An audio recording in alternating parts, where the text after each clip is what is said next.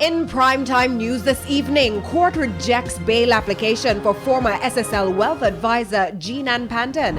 Is white-collar crime more prevalent among women? We have the results of a new study exploring the issue.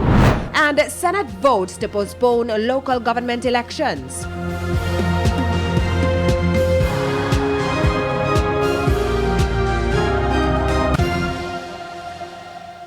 Good evening and welcome to Primetime News. We're on air and online at onespotmedia.com. I'm Giovanni Dennis. And I'm Janella Precious with a preview of what's coming up in the financial week. Here's Javon Keys. Thanks, Janella. First Rock Real Estate Investments has broken ground for its latest development, Bonchance. I'll give you the details later on.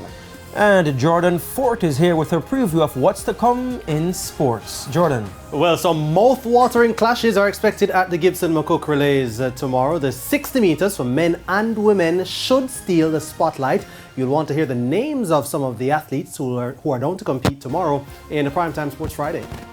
Looking forward to that, and with a preview of what's coming up in the weather report and forecast, here's Romain.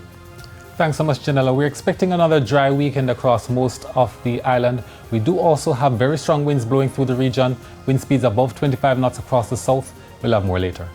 There's also sports commentary and E-Prime in this newscast. But before the break, the feedback question. This evening we're asking what measures can be implemented to reduce the need for water restrictions during the dry season. You can share comments online, facebook.com/television Jamaica, and tweet us at televisionjam1.